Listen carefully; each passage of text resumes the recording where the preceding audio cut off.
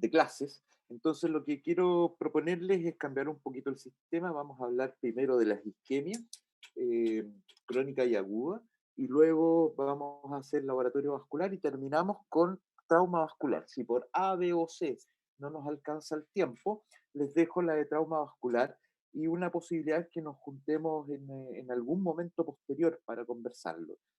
Pero bueno, intentemos hacer el esfuerzo por completar. Les pido que si tienen preguntas me interrumpan, porque lo contrario se transforma en un monólogo refome. Y la cosa, los contenidos los pueden sacar de algún libro, etcétera, pero los comentarios, las experiencias que uno tiene como cirujano viejo, las puede compartir con ustedes ahora. Entonces, si les surgen dudas, levanten las manitos porque yo no voy a cachar en la pantalla si están hablando. O simplemente interrumpan, me da lo mismo. ¿De acuerdo? Bueno, ustedes ya han visto algo de cirugía vascular o pretendo ser el primero, no lo tengo claro, pero esto es algo que sí o sí les va a llegar en su práctica como médicos generales. Y particularmente si en algún momento ustedes se dedican a la atención de urgencia. La isquemia crónica eh, se llama, o la van a ver en su clínica más habitual, en la clínica clásica, como lo que conocen como claudicación intermitente. Dos comentarios. Claudicación viene del nombre Claudius o claudicatio, que significa cojo. Y la verdad es que el nombre Claudio, si hay algún Claudio por ahí, eso es lo que significa, es imposibilidad de mover una de las piernas. Y esta imposibilidad de mover una pierna es la consecuencia, en el caso de esta enfermedad, de la enfermedad aterosclerótica en las arterias de las piernas, de la enfermedad arterial oclusiva. Desde ya, chiquillos, aterosclerosis arterial periférica, enfermedad arterial periférica, obstrucción arterial o simplemente obliteración arterial son todas sinónimos. Y uno ocupa ese término para hablar de la obstrucción de las arterias por placa de ateroma. ¿Ok? Yo sé y me van a decir que las obliteraciones no todas son por placa de ateroma. Y si ustedes se acuerdan, ejemplos extra a las placas de ateroma, tenemos las arteritis, podemos tener algunas disecciones, etcétera. Pero cerca del 98% de las obstrucciones van a ser por este fenómeno de aterosclerosis progresiva que se llama enfermedad arterial periférica. Entonces, en cualquier ficha, en cualquier momento, cuando ustedes coloquen obliteración arterial, se están refiriendo a la enfermedad arterial periférica. Y si colocan claudicación de extremidades, lo que están diciendo es la manifestación clínica de esta obstrucción arterial producida por aterosclerosis.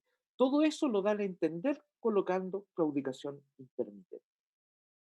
Y esta claudicación intermitente tiene manifestación clínica bastante variada. Hay algunos pacientes que lo que se quejan es de dolor, otros lo refieren como un cansancio bastante vago, otros simplemente como el dolor de un calambre, etcétera, que ocurre en el grupo muscular que está inmediatamente por debajo o distal a la obstrucción más importante de las arterias que están comprometidas. Y esto quiero que les quede meridianamente claro porque vamos a ver más adelante que la mayoría de estas claudicaciones van a ocurrir en el grupo muscular de la pantorrilla, en el grupo gemelar. Y eso es porque la mayoría de las obstrucciones o bien están a nivel de la ingle o están a nivel del canal de Hunter, donde la arteria femoral superficial se transforma en popliteo. Y por lo tanto, el primer grupo muscular o el grupo muscular inmediatamente distal a esa obstrucción es los músculos de las pantorrillas. Pero más que la localización, lo que a ustedes les va a permitir en la clínica descubrir que efectivamente están frente a este tipo de enfermedad son algunas derivaciones o algunas descripciones, características del tipo de dolor que ocurre. Y un poco devolviéndonos a sus clases de cardiología, ustedes recuerdan que una manifestación de la enfermedad aterosclerótica en la enfermedad coronaria es la angina crónica estable. Y la angina crónica estable, ¿no es cierto?, era el dolor en el sector o retroesternal en el miocardio cuando se producía de alguna manera una insuficiencia del riego arterial. En este caso es relativamente lo mismo, pero esto es en un músculo estriado detrás o distal a la obstrucción. Y por lo tanto, lo habitual es que este dolor se desencadene o se gatille cuando el músculo está en actividad. Y si ustedes ocupan paralelo entre la enfermedad arterial eh, coronaria y la enfermedad arterial periférica o de extremidades, se van a dar cuenta que es exactamente lo mismo. Es decir, este dolor se va a gatillar con el ejercicio, se va a aliviar con el reposo. El alivio se va a producir en un muy corto tiempo, menos de 5 minutos, pero nuevamente se va a gatillar con un nivel de esfuerzo similar al que lo gatilló por primera vez. Y esta es probablemente la característica más específica que van a tener en su anamnesis para saber que este dolor de pierna no corresponde a alguno de los diagnósticos diferenciales, sino que corresponde a esta claudicación intermitente. Esta característica de ser estereotipada, es decir, siempre igual, es lo que les va a permitir a ustedes realmente poner el tic en su checklist y decir, sí, efectivamente, esto es una enfermedad arterial periférica que está provocando esta claudicación. Y la manera de preguntarle a su paciente para que determinen si es estereotipada es medir la distancia de claudicación. Y usted le pregunta, señora, señor, ¿el dolor le aparece cuándo? ¿Cuando camina una cuadra y media cuadra? Sí, media cuadra. ¿Y qué pasa cuando se detiene? Se me pasa. ¿En cuánto rato? ¿Una canción de la radio? ¿Más largo que eso? No, una canción de la radio. Y una vez que se le pasa, ¿puede volver a caminar? Sí. ¿Cuánto? Ah, mire, ahí a veces cambia, una vez que ya logro salir del primer dolor, como que se me alivian los músculos, eso no es claudicación. La claudicación intermitente siempre va a ocurrir con la misma distancia que produjo el primer gatillamiento de los síntomas.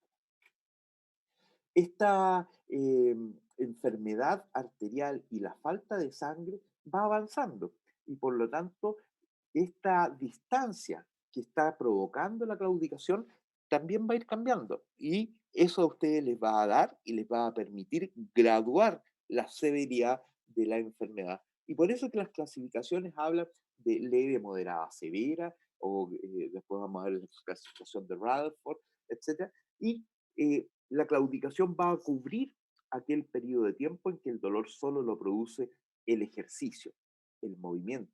Porque ya cuando la cantidad de sangre está tan restringida que el dolor es permanente o aparece en reposo, ya pasamos a la siguiente etapa de esta enfermedad arterial que corresponde a la isquemia crítica. Continuemos un Doctor, segundo. Dime. lo que pasa es que hay algunos compañeros que están en la lista, en la sala de espera. Si Y los puede todavía no los dejo aceptar, por entrar. fin. Déjame aceptarlos. Un segundo.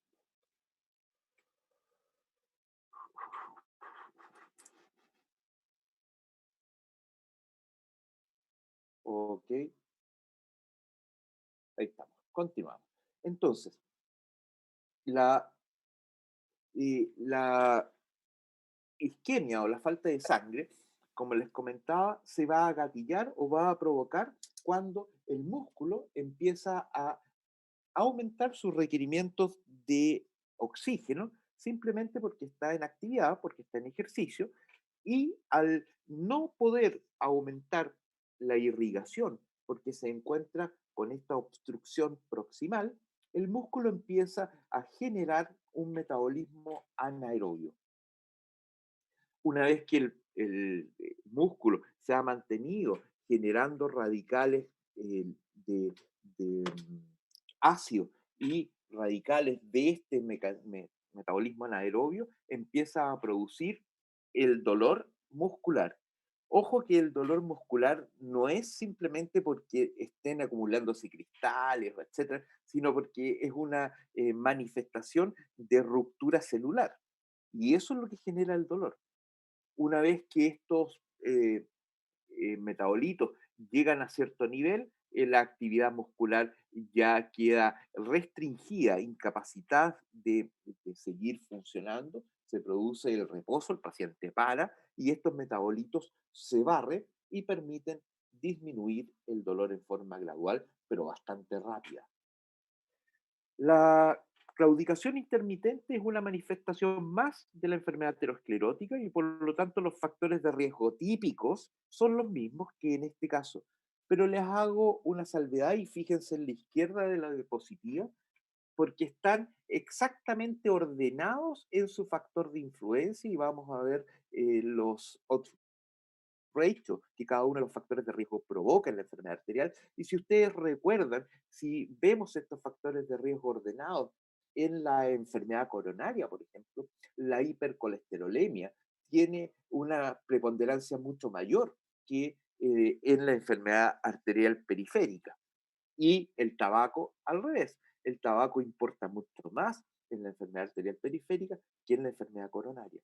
El segundo factor de riesgo de importancia, diabetes mellitus, hipertensión arterial, la obesidad también, a pesar de que no lo coloque ahí, es importante como promotor de aterosclerosis. Fíjense cómo la obesidad importa en la enfermedad arterial periférica.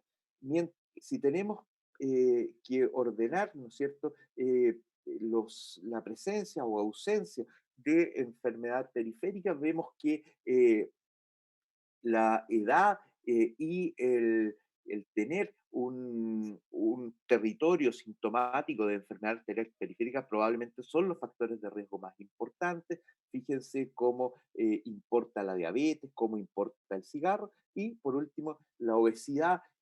Se creía que su importancia era muy poco porque con o sin obesidad la prevalencia de la enfermedad periférica no cambia mucho. Sin embargo, si uno mira un poquito más eh, eh, directamente a este factor, la obesidad importa como factor de riesgo para la enfermedad periférica cuando estamos en presencia de un síndrome metabólico completo. Por sí sola no es tan.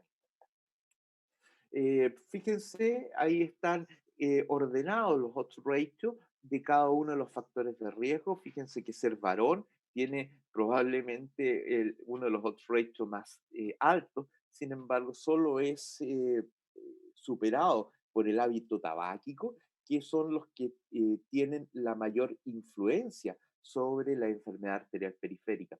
Contrástenlo con la hipercolesterolemia, donde el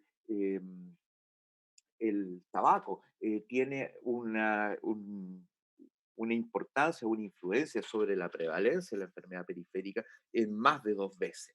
Esta figura es casi eh, opuesta a la enfermedad coronaria. Las razones no se las puedo dar porque no está claro por qué un factor de riesgo influye más sobre un territorio arterial que otro. No se sabe, pero es una realidad que está observada ya en muchos estudios.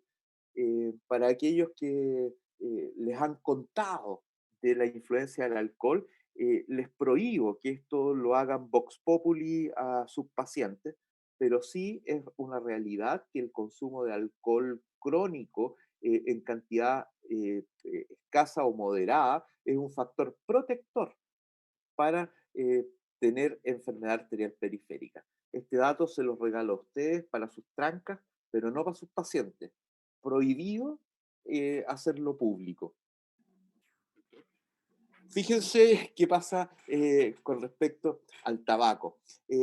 Miren la leyenda de la diapositiva y fíjense que el riesgo de presentar enfermedad arterial periférica sintomática, es el doble en pacientes fumadores que en pacientes no fumadores. Y es el triple cuando el hábito tabáquico está presente por más de 10 años y en una cantidad de cigarrillos de más de 7 al día. Eso es lo que se considera un gran fumador. Pero quizás más importante que la prevalencia de la claudicación son los números siguientes. Fíjense que si un paciente sigue fumando una vez que se le ha detectado una enfermedad arterial periférica sintomática, es decir, cuando el paciente ya empieza a claudicar, y sigue fumando, la posibilidad que termine con una amputación y una amputación mayor es de 11 veces más que si logran parar ese hábito en su paciente. Y por último, la posibilidad que un paciente presente una progresión de la clínica y que de claudicación pase a isquemia crítica es de 3 veces más en un paciente con una claudicación sintomática si es que sigue fumando y no termina ahí su hábito.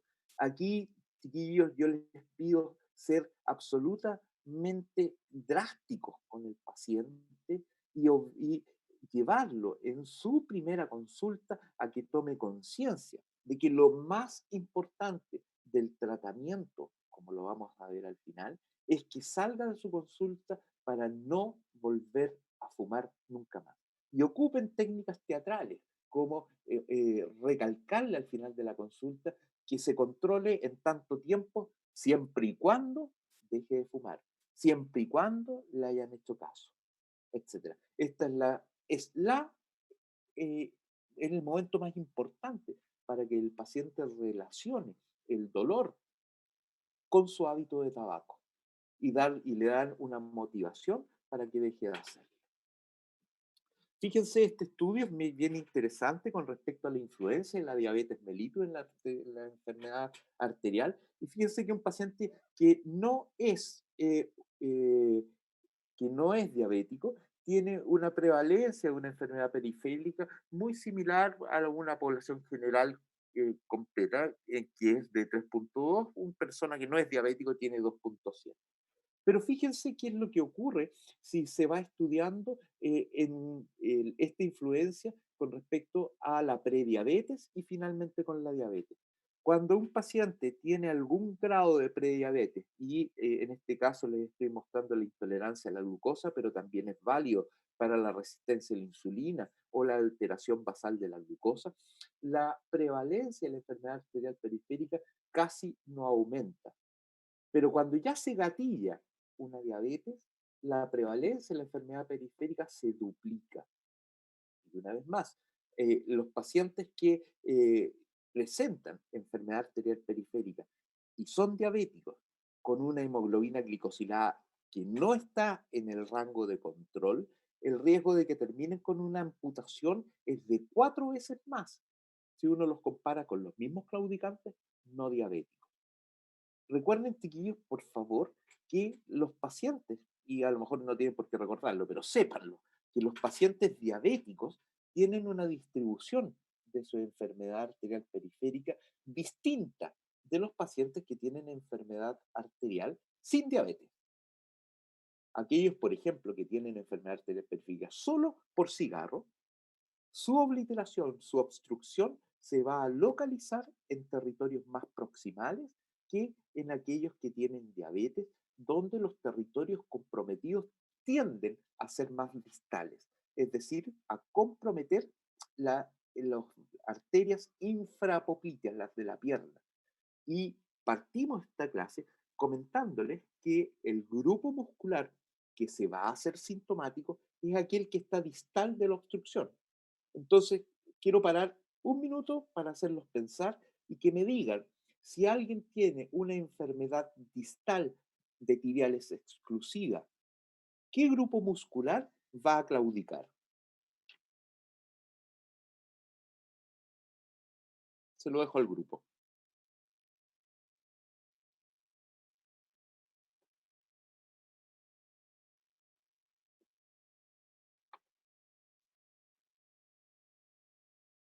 ¿Nadie?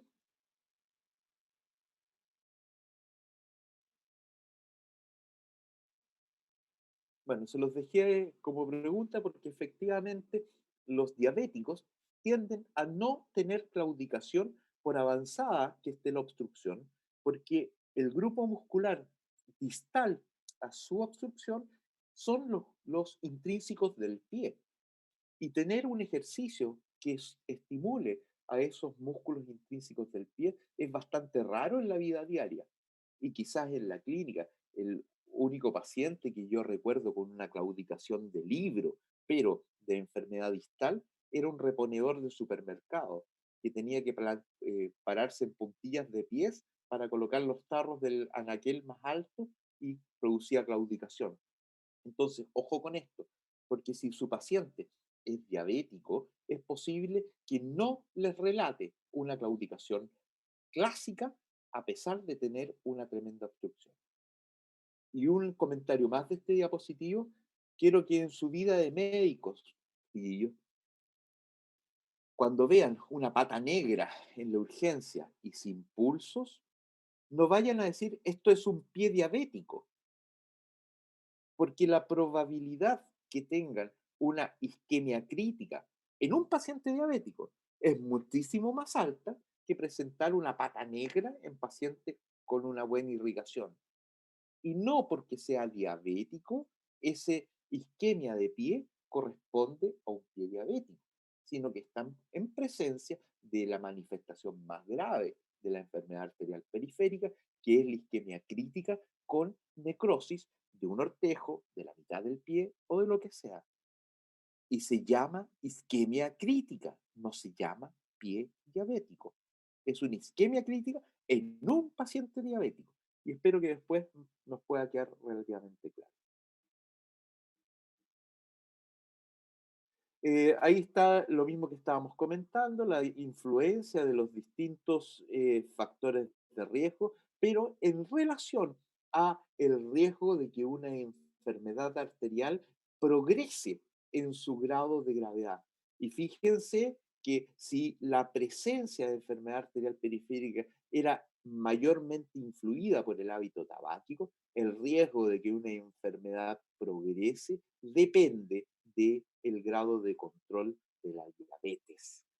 Si un paciente tiene como factor de riesgo y es diabético y presenta enfermedad arterial periférica, tiene que ser el segundo objetivo de su tratamiento, el control adecuado de sus niveles de azúcares con una meta definida que la vamos a ver al final. Bueno, les cambio un poquito el foco y fíjense que la enfermedad arterial periférica no solamente se manifiesta por una claudicación de la marcha, que es una forma clásica, pero corresponde a un porcentaje muy chico de la población. Más de la mitad de sus pacientes en su vida futura que van a encontrar con enfermedad arterial periférica no tienen ningún síntoma. Y solamente ustedes pueden descubrir que el paciente tiene enfermedad arterial periférica al enfrentarse a un paciente que en su anamnesis les relata un perfil de riesgo cardiovascular alto y en su examen físico ustedes logran demostrar que un paciente tiene esta enfermedad arterial periférica. Un minuto más para despertar las inteligencias de los que escuchan y quiero que me digan cómo pueden confirmar en su examen físico la presencia de una enfermedad arterial periférica en un paciente asintomático. ¿Puede ayudar la evaluación de los pulsos? Cuéntame cómo.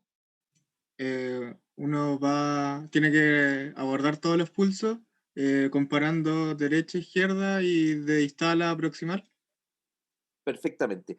Esa es la respuesta adecuada y probablemente la clave es la comparación de un lado con el otro. Les recuerdo, chiquillos, que ustedes van a incorporar su evaluación vascular en la evaluación general del paciente, desde arriba a abajo. Le van a escuchar pulmones, guata, corazón, etcétera. Entonces, la evaluación sistémica o sistemática, perdón, de los pulsos es una obligación. La verdad es que en la práctica no nos vamos a ver la suerte entre gitanos, se va a restringir a tocarle los pulsos pedios.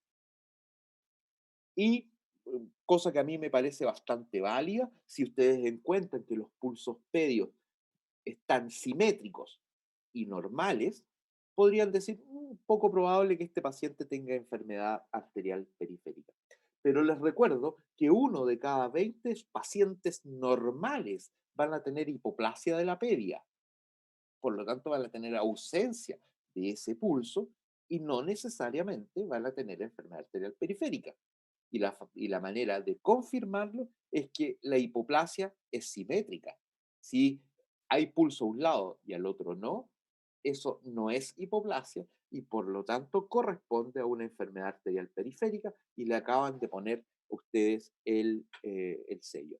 Me estoy quedando sin tiempo, me quedan 10 minutos de esta clase para poder mandarles otro Zoom. Si no alcanzo, les mando a través de su compañera otro link para aquellos que quieran seguir escuchando.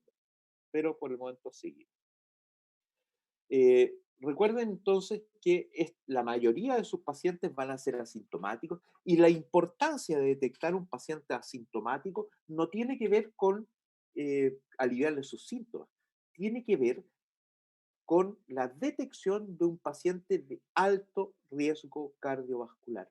Porque si este paciente ya tiene hollín en las piernas, seguro que tiene en la enfermedad cerebral vascular enterótica o las coronarias. Y es el momento uno de poder apretarle las tuercas para controlar su enfermedad cardiovascular y evitar de partida que progrese la enfermedad arterial periférica y que presente otros eventos cardiovasculares de importancia como enfermedad cerebrovascular o infartos al miocardio. Pero supongamos que el paciente no fue detectado en esta etapa sintomática, la siguiente manifestación que va a tener es la claudicación clásica de uno o de los dos lados, que es lo más habitual, o va a tener esta imposibilidad de hacer ejercicio como primera manifestación y comienza con un dolor en una distancia alta. Esa claudicación intermitente, en la medida que la distancia disminuye o se acorta, es una medición de la progresión de la enfermedad. Por lo tanto, este escalón de claudicación intermitente va a tener tres subescalones. La claudicación leve, en aquella en que el paciente recién presenta la claudicación en un promedio chiquillo de más de 400 metros, una claudicación moderada, en que el paciente alcanza a caminar más de 2 cuadras, pero menos de 4. Y por último, la claudicación severa, en que el paciente presenta su claudicación inicial entre los 50 y los 100 metros. Finalmente, si el paciente progresa, lo que vamos a tener es este dolor ya sin necesidad de ejercicio, lo va a presentar incluso en reposo, y es ahí cuando nosotros encontramos la progresión hacia la isquemia crítica. La probabilidad de perder una pata durante la etapa de claudicación intermitente es muy baja. Sin embargo, la isquemia crítica corresponde a este escalón donde si ustedes no hacen algo para llevarle más sangre al pie, ese pie está en riesgo de necrosis y de pérdida de la extremidad. Afortunadamente, no son muchos los pacientes que progresan hasta esta etapa. Y al igual como pasó con la claudicación intermitente, en la isquemia crítica tenemos más o menos tres pequeños grados también que identifican la progresión de la enfermedad. El menos grave es el dolor de reposo o nocturno, y este dolor nocturno tiene una particularidad interesante, es que el dolor se desencadena cuando el paciente pasa de estar sentado de pies a estar largo rato en posición horizontal. Y ahí el dolor se desencadena porque pierde el efecto que tiene la fuerza de gravedad sobre la facilitación de la irrigación hacia los pies. porque, entre comillas, la fuerza de gravedad igual succiona la sangre hacia abajo, pero cuando se acuesta, pierde ese efecto y se hace muchísimo más pronunciada la falta de sangre durante la noche y se desencadena el dolor de reposo nocturno. Ese es el primer grado de la isquemia crítica. Luego va a venir úlceras que no cierran, ya sean úlceras de tobillo o de la pierna en situaciones inhabituales, o lechos unguiales que han sido manipulados por una paroniquia, una onicocriptosis, onicogrifosis, lo que quieran, y que mantienen al paciente en curaciones permanentes sin lograr cicatrización. Y por último, la etapa más grave es cuando ya tienen pérdida de tejido evidente como necrosis. Y esas son las tres etapas de la isquemia crítica. Ojo que en todas estas etapas los pacientes van a tener manifestaciones fuera de las piernas, fuera de las extremidades, que corresponden a la misma enfermedad, a esta enfermedad aterosclerótica. Y de la misma manera como la enfermedad arterial periférica progresa en una escalada, los riesgos de presentar estas enfermedades cardiovasculares asociadas también van de la mano. Es decir, un paciente con una isquemia crítica tiene mucho más riesgo de tener un infarto al miocardio que aquel que tiene enfermedad arterial periférica. Así que por favor, crean que esta forma de graduar a la enfermedad cardiovascular tiene una correlación directa con el riesgo de morir de alguna enfermedad cardiovascular. Les dejo entre interrogativos una categoría que es un poco ambigua de clasificación de la severidad de la claudicación, porque tiene que ver ya no solo con la gravedad o lo cerrado que están las arterias, sino que tiene que ver con las expectativas y la movilidad de su paciente. Y les pongo los extremos. Un paciente que está postrado en cama puede que no tenga un dolor en las piernas, a pesar de que estén completamente ocluidas sus arterias, porque simplemente no genera ejercicio. Distinto a un paciente que es tremendamente activo y que, por ejemplo, por su pega, tiene que deambular caminando gran cantidad de cuadras. El primer paciente va a ver su vida absolutamente interrumpida por leve que sea la obstrucción. Entonces, en alguien que tenga una claudicación leve, simplemente él no puede vivir con eso porque no puede desempeñar su vida diaria. Y en ese caso, esta eh, em, incongruencia entre el nivel de obstrucción y la alteración que produce en su vida es la categoría que se le atribuye como claudicación invalidante. Y se las nombro porque está como una de los diagnósticos que requiere o que tiene indicación quirúrgica, a diferencia de las claudicaciones como tales que corresponden a tratamiento médico. Así que se las dejo para que sepan de qué se trata. Como les comentaba, la mayoría de sus pacientes va a tener una enfermedad asintomática, y los que presentan enfermedad arterial oclusiva sintomática son un grupo pequeño de los pacientes. Los claudicantes corresponden a más o menos un tercio de los pacientes que van a ver. Y de ellos, la mayoría va a presentar una claudicación con síntomas vagos, porque corresponde a no un nivel definido de obstrucción, sino que pueden tener obstrucciones más distales que no van a provocar los mismos síntomas.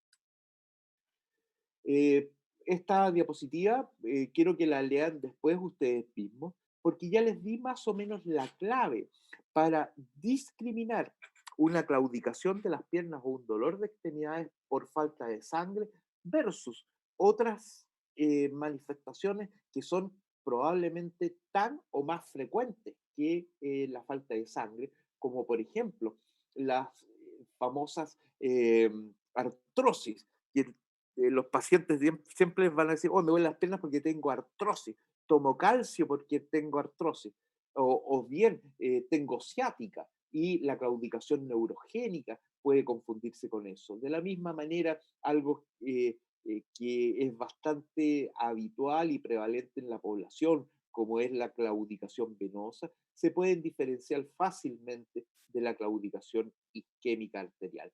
Se las dejo para que la lean, porque cada una va a tener una diferencia con respecto a la otra, pero lo que más les va a servir a ustedes para detectar a la claudicación real es lo estereotipado de la distancia de claudicación y que